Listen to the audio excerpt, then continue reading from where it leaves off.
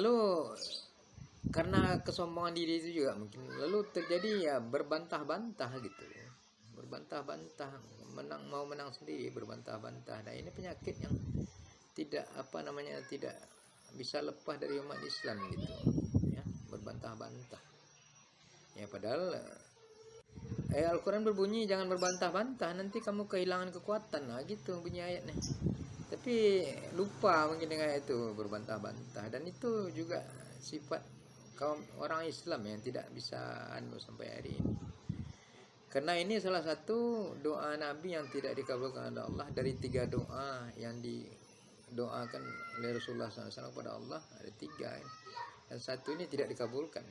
So, kalau dikabulkan ya jaya terus gitu kan. Kalau jaya terus tentu tidak sesuai dengan Ali Imran 140 tadi gitu. Nah, mengenai 3 doa Rasulullah ini, mari kita lihat. Ada video dari saudara kita Ustaz Felix Show ya. Jadi coba kita cek ya, ada 3 nabi yang tidak yang 2 dikabulkan, 1 tidak. Mari kita lihat sejenak ya. Rasul punya 3 doa. Rasul Muhammad berdoa pada Allah, ya Allah jangan binasakan umatku dengan banjir seperti engkau membinasakan umatnya Nabi Nuh. Allah mengabulkan, enggak. Umatmu enggak akan dibinasakan dengan banjir. Yang kedua, ya Allah jangan binasakan umatku dengan kelaparan. Maka Allah bilang umatmu enggak akan binasa dengan kelaparan. Mereka enggak akan pernah berkekurangan. Yang ketiga, Rasul doa, ini Masya Allah, ini luar biasa, keren banget. Ya Allah jangan binasakan umatku karena pertikaian di antara mereka. Doa ini tidak dijawab. Artinya adalah orang muslim tuh dari ribuan tahun yang lalu sadar dan paham serta tahu satu-satunya yang bisa membuat mereka hancur adalah pertikaian.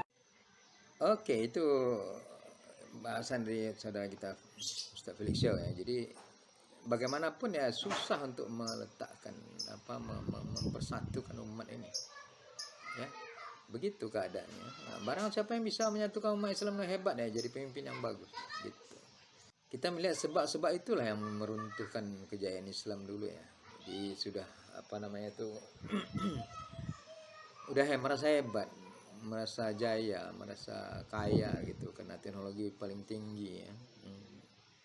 Lalu malas jadinya, malas, pengembangan tidak ada lagi, bermalah-malah, bermewah-mewah begitu. Sehingga sedikit teknologi itu mulai dibahas oleh orang-orang barat gitu, dan akhirnya mengungguli orang-orang Islam kala itu ya. Dan yang terjadi apa kalau udah berbantah-bantah ya? Terjadi perpecahan antara umat ya, seperti yang kita ceritakan tadi, berbantah-bantah dalam urusan yang bahkan sampai hal yang paling kecil kan berbantah-bantah di sini. Coba ilustrasi yang paling kecil pun ya, misalnya dalam bidang keilmuan yang paling kecil kita lihat. Dalam bidang matematik bisa berbantah-bantah sampai segitunya sehingga berubah jadi mazhab-mazhab gitu ya.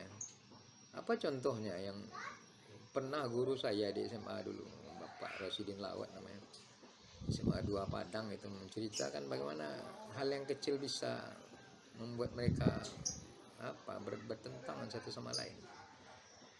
Ya apa tuh kisahnya? Ya kisah dari dalam persoalan matematik ya. Ketika itu Leibniz belum dilahirkan gitu. Leibniz yang mendapatkan teorema limit fungsi belum lahir gitu. Nah, kalau Leibniz lahir, persoalan itu selesai gitu. Leibniz belum lahir ya, persoalan itu jadi tidak selesai gitu ya. Apa persoalannya ya? Sederhana sekali misalnya. Misalnya seorang berjalan dengan kecepatan 5 km per jam ya.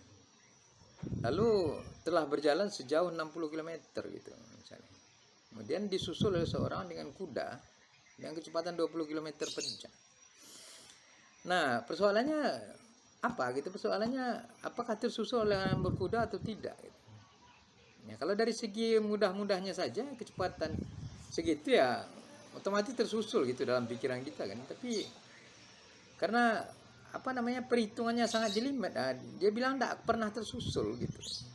Jadi misalnya kalau sudah berjarak 60 km ya, untuk 3 jam pertama kalau kita kira kan, kalau udah 60 km dengan kecepatan 20 km berarti dapat 3 jam kan. 3 jam pertama katanya udah dapat 60 km orang berkuda. Tapi kata orang yang satu lagi, dia bilang yang yang itu udah berjalan lagi 15 km, ini 3 jam. Dia kecepatan 5 berarti 15 km, berarti dia tetap di depan orang yang berkuda gitu. Oke, kemudian kalau 15 km itu berapa jam gitu. Bagi orang berkuda tentu menjadi 15/20 gitu, 3/4 jam lagi gitu kan. Nah, 3/4 jam lagi orang berkuda sampai di titik itu, orang yang berjalan sudah berjalan 3/4 jam kali 5 gitu. Jadi sudah berapa? 1,7 berapa 0,75 kilometer di depan gitu. Nah, begitu terus kalau dihitung sampai sekecil-kecilnya, tidak pernah tersusul memang kalau perhitungan dengan cara demikian gitu. Nah, sementara kalau kita hitung begitu aja pada jam keempat udah dapat gitu kan. Tapi tidak bisa dipersatukan, satu ngotot dengan perhitungannya, yang satu lagi ngotot dengan perhitungan yang lain gitu. Karena waktu itu Leibniz belum lahir, teorema limit belum keluar gitu. Bagaimana limit fungsi?